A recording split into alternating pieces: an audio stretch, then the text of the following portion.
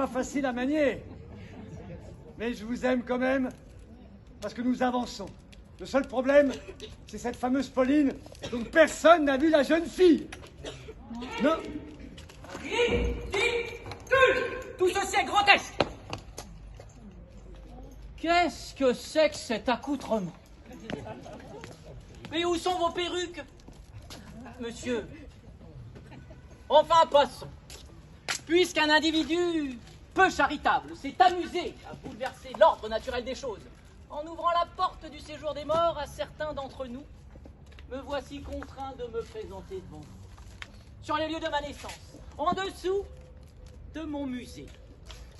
J'ignore le nom de ce plaisantin qui cherche à me rencontrer, alors que toute ma vie est étalée dans des encyclopédies. Et maintenant, sur votre... comment dit-on déjà? Oui, Internet. Avec des images de mes tableaux à l'appui sur un simple clic. Serait-ce vous, le grand instigateur de ce trouble temporel? Oui. Ou vous? Ou toi, petit pèlerin, que je reconnais pour t'apercevoir parfois dans les couloirs du ciel? Non, monsieur. Assurément. Assurément, mais demandez-leur, ils sont les témoins depuis le début de cette quête. Et vous savez, pour m'avoir reconnu et me connaître dans les couloirs du ciel, que dans toutes ces affaires de l'au-delà, je ne suis que le passeur. Oh, eh bien, à défaut d'être l'instigateur, je te retiens comme complice. J'espère pour toi que cette aventure se terminera sans trouble pour mon repos dans l'Éden. Sinon, Sinon... Bon, enfin, ça suffit ici. Hop, hop, hop. Très bien. On veut des présentations. C'est ça. Eh bien, les voici. Plus vite nous en aurons terminé, plus vite je retrouverai mes pinceaux. Là-haut.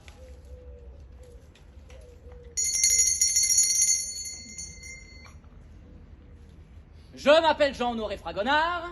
Je suis né à Grasse, rue Tracastel, le 5 avril 1732. Mon père était gantier. Je quitte ma ville natale à 6 ans pour m'installer avec ma famille à Paris, où se déroule la plus grande partie de ma carrière.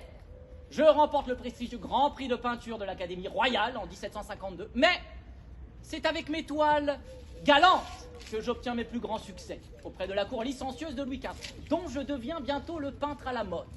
En 1769, je me marie avec Marie-Anne Gérard, elle aussi originaire de Grasse. La disparition de la monarchie après la Révolution me fait perdre ma grande fortune. Je décède à Paris en 1806 et suis inhumé dans l'ancien cimetière de Montmartre. Mes œuvres les plus connues sont Le Verrou et la série de 14 tableaux intitulés Les progrès de l'amour dans le cœur d'une jeune fille. Vous pourrez admirer sur les murs de ma villa, là-haut, des copies de 6 de ces tableaux, réalisés en 1896 à la suite de la vente des originaux à un collectionneur américain. Voilà, pèlerin. Cela te convient-il comme biographie? Oui, bah, tu n'en auras pas plus. Voilà, on est terminé. Tu peux le signifier à ton commanditaire et qu'on me rende maintenant à mon repos sans fin. Et la peinture n'ayant pas besoin de mots, je vous laisserai admirer mes œuvres. Finalement, ce sont elles qui parlent le mieux de moi. je transmettrai, monsieur, je transmettrai. Donc, Jean-Honoré Fragonard, artiste peintre, 1732-1806, ça, c'est fait. Non, non, non, non, c'est pas possible. Devant chez moi. Non mais qu'est-ce que c'est que ce raffut? Mais enfin, monsieur, calmez-vous. Nous sommes dans une réception privée à laquelle vous n'avez... 60 personnes qui débarquent sur mes terres en faisant un barouk du diable, ce n'est pas une réception, c'est une agression. Bah, attendez, de quel droit, monsieur, venez-vous hurler dans nos oreilles?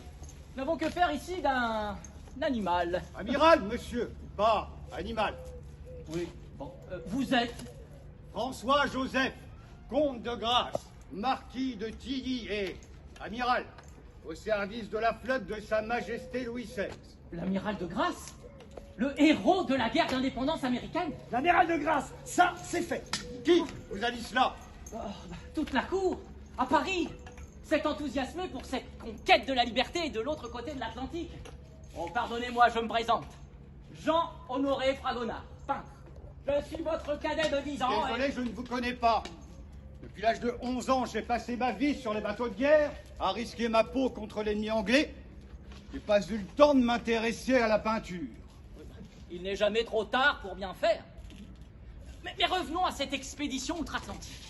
Oh non, mais le triomphe que nous avons réservé à Monsieur de Lafayette lors de son retour d'Amérique. Ne me parlez pas de ce Lafayette. Il m'a volé la plus grande partie de la gloire qui me revenait.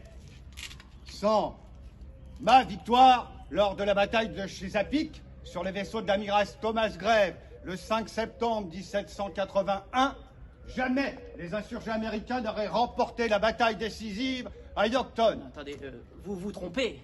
Oui, Lafayette a mentionné votre rôle décisif auprès du roi, précisant même que le général Washington vous avait félicité comme ayant été l'arbitre de la guerre. Et c'est Monsieur de Lafayette qui reçoit un triomphe à son retour à Paris. C'est à son cou que les femmes se pendent. C'est lui que la reine reçoit. C'est lui que l'on couronne de fleurs à l'opéra. Mais il fallait rentrer. Nous vous attendions, nous, pour vous fêter. J'avais un roi qu'il fallait servir pour une nouvelle guerre. Le sort des armes passe vite d'un camp à l'autre.